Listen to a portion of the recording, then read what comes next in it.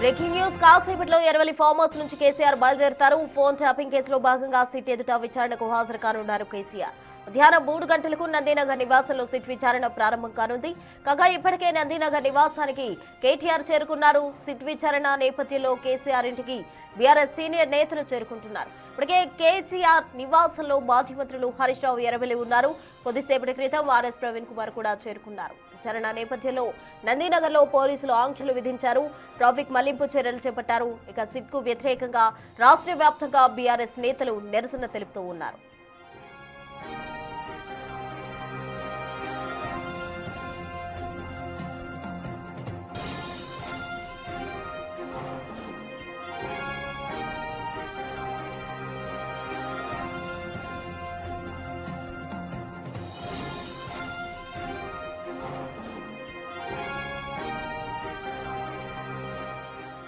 కాసేపట్లో Erravalli farm house నుంచి KCR బయలుదేరబోతున్నారు. Phone tapping వ్యవహారానికి సంబంధించి సిట్ విచారణకు హాజరు కాబోతున్నారు. విచారణ నేపథ్యంలో నందీనగర్ లో పోలీసులు ట్రాఫిక్ మళ్లింపు చర్యలు చేపట్టారు. పరిసర ప్రాంతాలంతా కూడా ట్రాఫిక్ కి సంబంధించి పోలీసులు ఆంక్షలు విధిస్తున్న పరిస్థితి నెలకొంది. సిట్ కు వ్యతిరేకంగా ఇప్పటికే బీఆర్ఎస్ రాష్ట్ర వ్యాప్తంగా కూడా పిలుపునిచ్చింది. నిరసన నేపథ్యంలో అటు పోలీసులు కఠినమైన బందోబస్తు కూడా ఏర్పాటు చేసిన పరిస్థితి. మరోవైపు బీఆర్ఎస్ నేతలను ఇప్పటికే పలువురిని పోలీసులు అరెస్ట్ చేస్తూ వస్తున్నారు. ఇప్పటికే ఎర్రవల్లి ఫామ్ హౌస్ దగ్గర కేసీఆర్ కు దిష్టి తీసేందుకు గాను బీఆర్ఎస్ శ్రేణులు కూడా చేరుకున్నారు. మరి కాసేపట్లో ఎర్రవల్లి ఫామ్ హౌస్ నుంచి కేసీఆర్ నందీనగర్ కు చేరుకుంటారు. అక్కడ 3 గంటలకు సిట్ విచారణ స్టార్ట్ కాబోతుంది. మొత్తంగా నందీనగర్ నివాసం దగ్గర అటు పోలీసులు అయితే ట్రాఫిక్ ఆంక్షలకు సంబంధించి మళ్లింపు చర్యలు అయితే చేపట్టారు. సిట్ విచారణ నేపథ్యంలో కేసీఆర్ ఇంటికి భారీగా బీఆర్ఎస్ సీనియర్ నేతలు చేరుకున్నారు. ఇప్పటికే కేటీఆర్, హరీష్ రావు అలాగే పలువురు నేతలు కూడా చేరుకున్న పరిస్థితి మనం చూస్తూ ఉన్నాం. ఎర్రవల్లి కూడా అక్కడికి చేరుకున్నారు. ట్యాపింగ్ హీట్ ఇప్పుడు కేసీఆర్ నివాసం వద్ద నెలకొందనే చెప్పుకోవాలి. మొత్తంగా నిందితులు ఎవరైతే ఉన్నారో వారంతా కూడా పెద్ద ఆయన అనే ఒక కోడ్ ను యూజ్ చేశారు. కాబట్టి ఆ పెద్ద ఆయన కేసీఆర్ అయినా లేకపోతే ఎవరు కేసీఆర్ ను విచారించిన అనంతరం కూడా ఈ కేసు కీలక మలుపు తిరిగే అవకాశం అయితే ఉంది. మొత్తంగా ఎస్ఐబి చీఫ్లను నియమించే దానిలో ఎవరి పాత్ర ఉంది అన్నదానికి సంబంధించి కూడా సిట్ విచారించే అవకాశం ఉంది. అలాగే కొన్ని ఏవైతే ఆధారాలు ఉన్నాయో వాటిని డిస్మిస్ చేసేందుకు గాను ఎవరు అనుమతులు ఇచ్చారు, ఎస్ఐబి చీఫ్ నియమించిన దానికి సంబంధించి ఎవరి ఆదేశాలు ఉన్నాయి, ఫోన్ ట్యాపింగ్ మొత్తం వెనుక కీలక సూత్రధారి ఎవరు అన్నదానికి సంబంధించి ఎవరైతే వాంగ్మూలాలు ఇచ్చారో వాటిని ఆధారంగా చేసుకుని సిట్ కేసీఆర్ ను విచారించే అవకాశం ఉంది. మొత్తంగా కేసీఆర్ ను విచారిస్తున్న క్రమంలో బీఆర్ఎస్ నేతలు భారీగా కూడా నిరసన తెలుపుతూ ఉన్నారు. ఇప్పటికే మనం చూస్తూ ఉన్నాం బిగ్ టీవీ స్క్రీన్ పై ఎర్రవల్లి ఫామ్ హౌస్ దగ్గర బీఆర్ఎస్ నేతలు నిరసన తెలుపుతూ ఉన్నారు. అడుగడుగునా కూడా అటు ఎర్రవల్లి నుంచి కేసీఆర్ ఎప్పుడైతే స్టార్ట్ అవుతారో ఆయన నందీనగర్ నివాసం వరకు వచ్చే క్రమంలో అడుగడుగునా కూడా బీఆర్ఎస్ నేతలు నిరసన తెలిపే అవకాశం ఉంది. రాస్తా రోకో కూడా చేపట్టే క్రమంలో పోలీసులు అయితే బందోబస్తు ఏర్పాటు చేశారు. ఇప్పటికే పలువురు కీలక నేతలను పోలీసులు అరెస్ట్ చేసిన పరిస్థితి కూడా నెలకొందనే చెప్పాలి. మధ్యాహ్నం 3 గంటలకు నందీనగర్ నివాసంలో సిట్ విచారణ స్టార్ట్ కాబోతుంది. ఈ కేసుకు సంబంధించి ఇది ఒక కీలక మలుపు తిరుగుతుంది అని కూడా అందరూ ఆశాభావం వ్యక్తం చేస్తూ ఉన్నారు.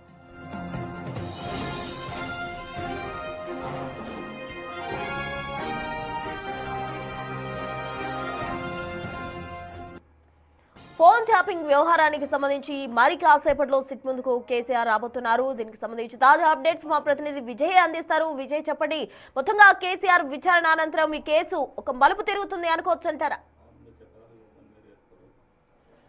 ఎస్ ఖచ్చితంగా ప్రసూన, ఎందుకంటే ప్రధాన సాక్షిగా కూడా ఇటు ఈ ఫోన్ ట్యాపింగ్ కేసుకు సంబంధించి మాజీ ముఖ్యమంత్రి కేసీఆర్ను విచారించదలుచుకుంది సిట్ అయితే. సో అందులో భాగంగానే నిన్న ఇటు విచారణకు సంబంధించి హాజరు కావాలంటూ కూడా నోటీసులు అందించినటువంటి సందర్భం కూడా కనిపించింది. సో ఈరోజు ఉదయాన్నే ఎర్రవల్లి నివాసానికి సంబంధించి కూడా కేసీఆర్ బయలుదేరుతానంటూ కూడా మాట్లాడుకొచ్చిన సందర్భం ఉంది. కాబట్టి మరి కొద్దిసేపట్లోనే సుమారుగా 11 గంటల సమయంలో ఎర్రవల్లి ఫామ్ హౌస్ నుంచి కూడా బయలుదేరి మాజీ ముఖ్యమంత్రి కేసీఆర్ నందీనగర్ నివాసానికి చేరుకొని ఉన్నారు. సో ఇప్పటికే ఇక్కడ అంతా కూడా భద్రతా చర్యలు అయితే చేపట్టినటువంటి పరిస్థితులు కూడా ఉన్నాయి. ఇటు పోలీసులు కూడా సో ఇటు సంబంధించి అంటే ఈ భద్రతా ఏర్పాట్ల పైన కూడా జూబ్లీహిల్స్ డీసీపీ రమణారెడ్డి కూడా పూర్తిగా అయితే ఈ యొక్క సంబంధించినటువంటి భద్రతా చర్యలు ఎలా జరుగుతూ ఉన్నాయని చెప్పేసి కూడా సమీక్షిస్తున్నటువంటి పరిస్థితి కూడా కనిపిస్తూ ఉంది. సో పూర్తిగా ఎక్కడికక్కడ బ్యారికేడ్లను ఏర్పాటు చేసుకొని ఎవరు లోపలికి రాకుండా అలాగే ఏ వెహికల్ని కూడా లోపలికి అనుమతించకుండా అయితే పోలీసులు కట్టుదిట్టమైనటువంటి చర్యలు అయితే చేస్తూ ఉన్నారనే చెప్పాలి. సో కొద్దిసేపట్లో అటు కేసీఆర్ కూడా బయలుదేరేటువంటి అవకాశం ఉంది కాబట్టి అటు తెలంగాణ భవన్ వద్ద కూడా భారీ బందోబస్తుని అయితే ఏర్పాటు చేశారు.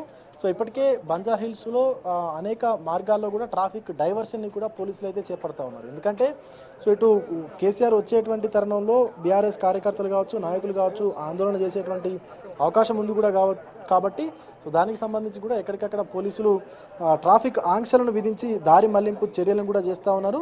సో మరి కొద్దిసేపట్లోనే అటు ఎర్రవల్లి ఫామ్ హౌస్ నుంచి కూడా మాజీ ముఖ్యమంత్రి కేసీఆర్ అయితే బయలుదేరేటువంటి అవకాశం కనిపిస్తూ ఉంది. సో ఇప్పుడు బంజారా హిల్స్ నందీనగర్ నివాసంలో కేవలం కుటుంబ సభ్యులు తప్ప ఇంకెవరిని కూడా లోపలికి అనుమతించకూడదంటూ కూడా పోలీసులు అయితే చెప్తా ఉన్నారు. సో ఇటు పోలీసులకు సంబంధించి సూచనలు ఏవైతే ఉన్నాయో సో వాటి ప్రకారం ఎక్కడికక్కడ బందోబస్తు అంటే ఎక్కడ ఎవరైతే గుంపులుగా ఉంటారో వాళ్ళందరినీ కూడా చెదరగొట్టేటువంటి ప్రయత్నం కూడా చేస్తూ ఉంటారు. ఎందుకంటే ఎక్కువ మంది ఒకే దగ్గర గుమిగూడి ఉంటే సో వాళ్ళందరినీ కూడా చెదరగొట్టాలంటూ కూడా పోలీసులకు అయితే ఆదేశాలు అందినటువంటి పరిస్థితి కూడా ఉంది కాబట్టి సో అటు ఇప్పటికే తెలంగాణ రాష్ట్ర వ్యాప్తంగా కూడా ఎక్కడికక్కడ సిపిలకు కావచ్చు, సూపరింటెండెంట్ ఆఫ్ పోలీసులకు కావచ్చు, జిల్లా ఎస్పీలకు కావచ్చు ఇంటెలిజెన్స్ విభాగం అయితే ఒక నోటీసును కూడా జారీ చేసింది, ఒక హెచ్చరికను కూడా జారీ చేసింది. గతంలో ఎప్పుడైతే ఉద్యమం సమయంలో తెలంగాణకు సంబంధించినటువంటి కార్యకర్తలు బీఆర్ఎస్ కార్యకర్తలు కావచ్చు, టీఆర్ఎస్ కార్యకర్తలు కావచ్చు ఎలా అయితే పనిచేశారో ఇప్పుడు కేసీఆర్కు సంబంధించినటువంటి విచారణలో భాగంగా కూడా సో ఇటు ప్రతి బీఆర్ఎస్ కార్యకర్త కూడా యాక్టివ్ అవుతున్నటువంటి తరుణంలో సో ఖచ్చితంగా ఆందోళన చేసేటువంటి అవకాశం ఉంది. సో ఆ ఆందోళన జరగకుండా ఎలాంటి అవాంఛనీయ ఘటనలు కూడా జరగకుండా చూసుకోవాలంటూ కూడా ఇప్పటికే తెలంగాణకు సంబంధించినటువంటి అన్ని జిల్లాలకు కూడా ఇంటెలిజెన్స్ విభాగం అయితే ఒక అలర్ట్ని కూడా పంపించింది. సో దానికి సంబంధించి కూడా పూర్తిగా ఎక్కడికక్కడ జిల్లాల్లో కూడా జిల్లాలకు సంబంధించినటువంటి పోలీసు యంత్రాంగం కూడా సంసిద్ధమై ఉన్నది. అలాగే పూర్తిగా జిల్లాల్లో ఉన్నటువంటి బీఆర్ఎస్కు సంబంధించిన నాయకులపైన కూడా నిఘా పెట్టినటువంటి పరిస్థితి ఉంది. అలాగే హైదరాబాద్లో ఉన్నటువంటి ముఖ్య నాయకులు కావచ్చు లేకపోతే ఎమ్మెల్యేలు కావచ్చు వాళ్ళందరినీ కూడా ఎక్కడికక్కడ హౌస్ అరెస్టులు కూడా చేశారు. సో అటు విద్యార్థి విభాగం నాయకులు ఎవరైతే ఉన్నారో ఆ విద్యార్థి విభాగం నాయకుల్ని కూడా నిన్న రాత్రి నుంచే హౌస్ అరెస్టులు చేస్తూ అదుపులోకి తీసుకున్నటువంటి పరిస్థితులు కూడా కనిపిస్తూ ఉన్నాయి. ఎందుకంటే కేసీఆర్ విచారణ నేపథ్యంలో ఇప్పటికే మాజీ మంత్రి కేటీఆర్ కూడా పెద్ద ఎత్తున నిరసనలు చేయాలంటూ కూడా పిలుపునిచ్చారు.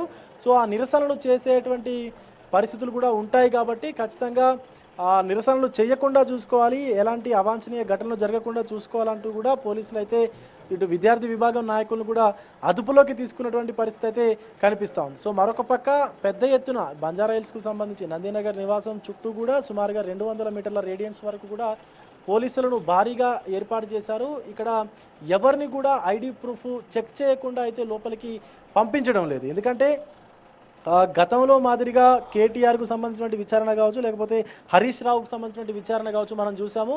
బీఆర్ఎస్ కార్యకర్తలు అటు ఏదైతే మనకు జూబ్లీహిల్స్ కార్యాలయం ఉందో సిట్ కార్యాలయం ఉందో పోలీస్ స్టేషన్ వద్దకు వచ్చి కూడా ఆందోళన చేసినటువంటి సందర్భాలు కూడా ఉన్నాయి. అక్కడికి ఈవెన్ మహిళా కార్యకర్తలు మహిళా నాయకులు కూడా వచ్చి హరీష్ రావుకు అలాగే కేటీఆర్కు కూడా సంఘీభావం తెలుపుతూ ఆందోళన చేసినటువంటి సందర్భాలు కూడా నెలకొన్నాయి. సో అప్పుడు వాళ్ళని పోలీసులు అదుపులోకి తీసుకున్నారు, స్థానికంగా ఉన్నటువంటి స్టేషన్లో కూడా వాళ్ళని తరలించారు.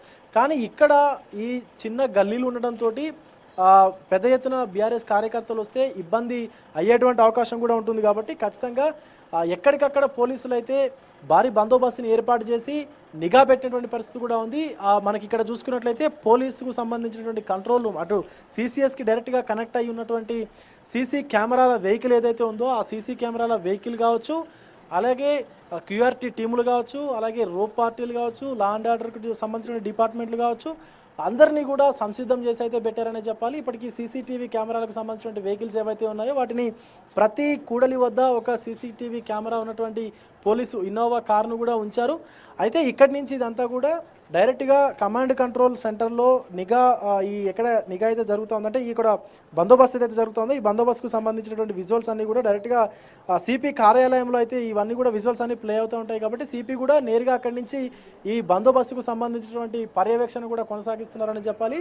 అయితే ఇప్పుడు ఈ విచారణలో భాగంగా సుమారుగా 5 అధికారులు విచారణలో పాల్గొనేటువంటి అవకాశం కూడా కనిపిస్తూ ఉంది.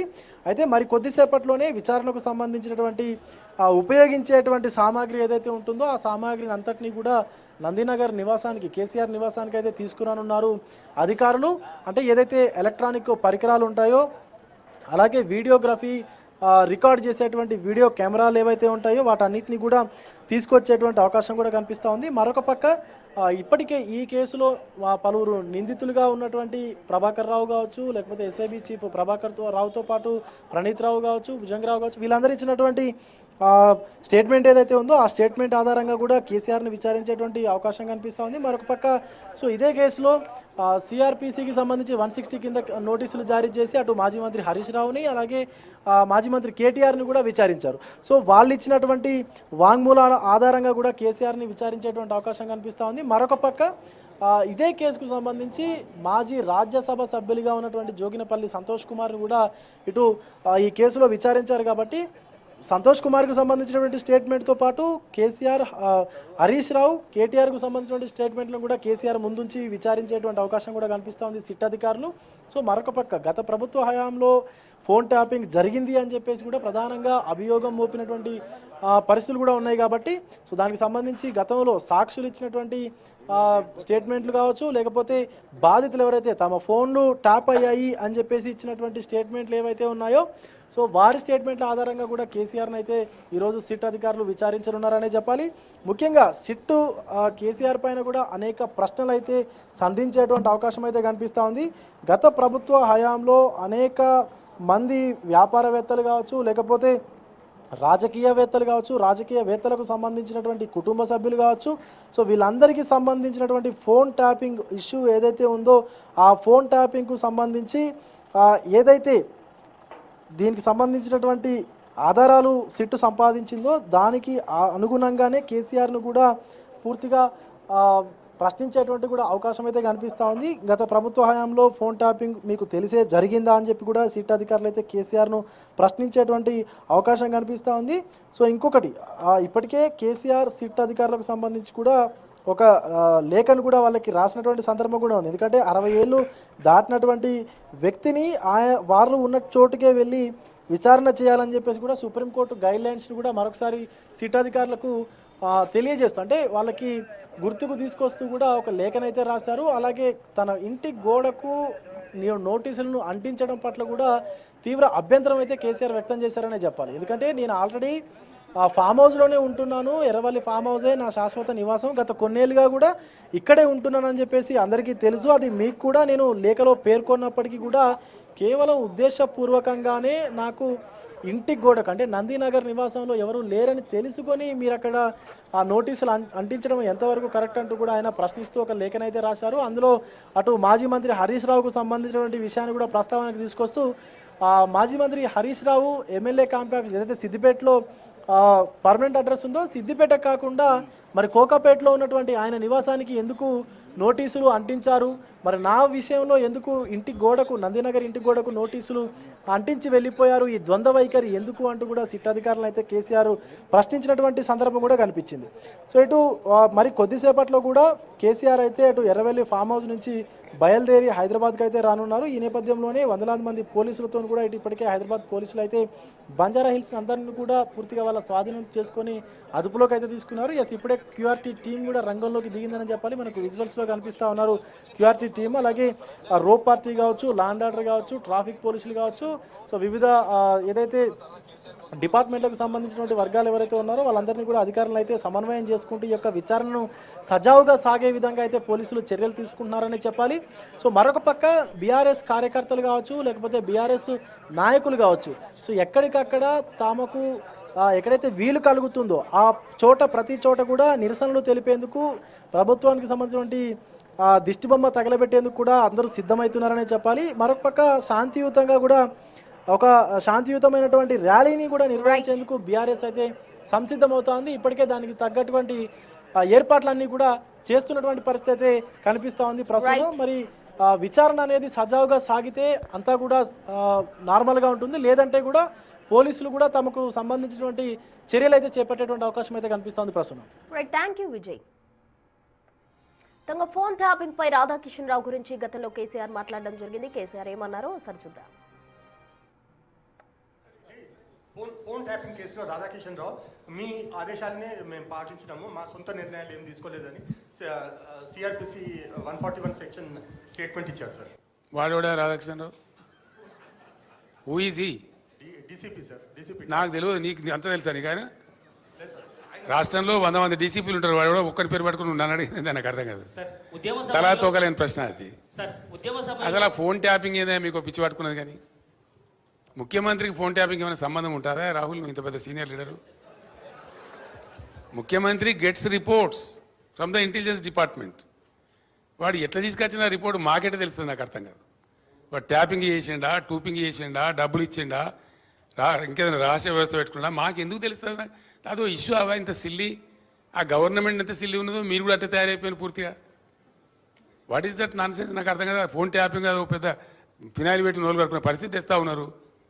ఎవడో కొందరు బాగాగాలు పని లేక ఫోన్ ట్యాపింగ్ తోకట ఏం ట్యాపింగ్ అయినా నాకు అర్థం కాదు. ఇలా ఈ ముఖ్యమంత్రి తరఫున ఇంటెలిజెన్స్ ట్యాపింగ్ చేస్తలేదా అండి? Do you say that? ప్రతి ప్రభుత్వానికి ప్రపంచంలో గూఢచార వ్యవస్థ లేని ప్రపంచమే ఉండదు, ప్రభుత్వమే ఉండదు. వాళ్ళు సమాచార సేకరణ చేసి ప్రభుత్వానికి ఇస్తారు. సాయంత్రానికో పొద్దున్న early morning, every morning intelligence comes and brief the chief minister about the law and order situation. చాలా ఉంటాయి మన దగ్గర. హైదరాబాద్లో పేలుళ్ళు జరిగినాయి, అట్లాంటిది ఏదైనా ఉంటుంది, ఇంకేదైనా ప్రమాదాలు ఉంటాయి, కొన్నిసార్లు కొన్ని విచిత్రమైన దొంగల ముఠాలు వస్తాయి. అట్లాంటివన్నీ కూడా సమాచారం సేకరించి ఇస్తూ ఉంటారు. ఏం చేయాలో చెప్తారు. దాన్ని బట్టి గవర్నమెంట్ ఏంటంటే వివిధ శాఖల అధికారులకు అప్రమత్తం చెప్పి కల్తీ విత్తనాలు ఉంటుంది, దాని మీద కూడా ఇస్తారు. వాళ్ళు ట్యాపింగ్ చేస్తాడా, టూపింగ్ చేస్తాడా మాకేం తెలుస్తుందా? నాకు అర్థం కాదు. No minister is concerned with that, no chief. అసలు కన్సర్న్ ఉండదు.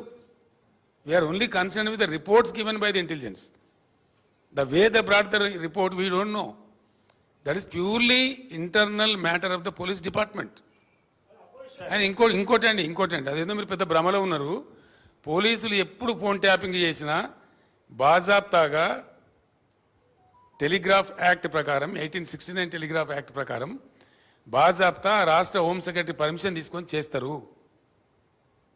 అది పర్మిషన్ లేకుండా చెయ్యరు. ఇది ఇంగితమైన ప్రతి ఒక్కరికి తెలుసు. తర్వాత తీసుకున్న దాన్ని డిమాలిజ్ చేయొచ్చని కూడా ఉంది ఆ చట్టంలో. ఒక నిర్ణీత వ్యవధి తర్వాత వాళ్ళు సేకరించిన సమాచారాన్ని డిమాలిజ్ చేయొచ్చని కూడా అదే యాక్ట్లో ఉంది. ఇది తెలియకుండా అదేదో పెద్ద భయంకరమైన వ్యవహారం అన్నట్టు, దాని ఏదో తోకమట్టం ఏదో కొండందో వెలకబట్టుకున్నాం అన్నట్టు ఏమి బట్టి ట్రాష్ గ్యాస్ దాంతో ఏం అయ్యేది. మీరు ఆ భ్రమలు. ఇదే అంశానికి సంబంధించి పూర్తి వివరాలు మా ప్రతినిధి దుర్గారెడ్డి అందిస్తారు. దుర్గారెడ్డి, చెప్పండి. కేసీఆర్ చూస్తున్నాం, గతంలో ఎస్ఐబి చీఫ్ రాధాకిషన్ రావుకి సంబంధించి ఆయన మాట్లాడారు. మొత్తంగా ఫోన్ ట్యాపింగ్ వ్యవహారానికి సంబంధించి ఆయన కేవలం అవి మాకు సంబంధం లేదు, కేవలం ఇంటెలిజెన్స్ రిపోర్ట్స్ మాత్రమే సీఎంస్ దగ్గరకు వస్తాయి తప్ప వాళ్ళు ఏ ప్రాసెస్ ద్వారా అవి తీసుకొచ్చారు అన్నది మాకు సంబంధం లేదు, మేము కన్సర్న్ కాదు అంటూ కూడా గతంలో కేసీఆర్ మాట్లాడడం జరిగింది. మరి ఈ రోజు సిట్ ఆయన్ను విచారించబోతుంది. మరి దానికి సంబంధించిన ఏ విధంగా పలు విధాలుగా కూడా వాళ్ళందరూ కూడా ప్రశ్నించే అవకాశాలు ఉంది. కాబట్టి కేసీఆర్ ఏ విధంగా మాట్లాడే అవకాశం ఉందంటారు?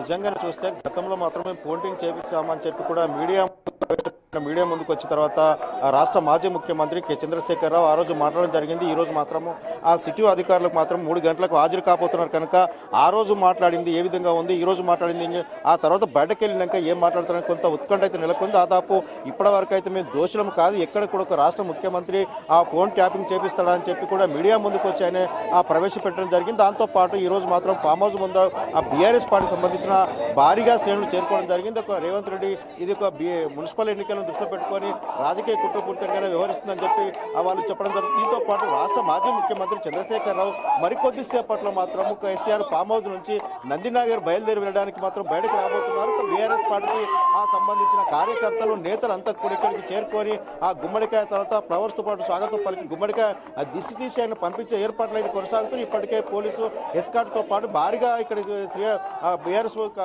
20 క్షేత్రానికి మాత్రం చేరుకోవడం జరిగింది.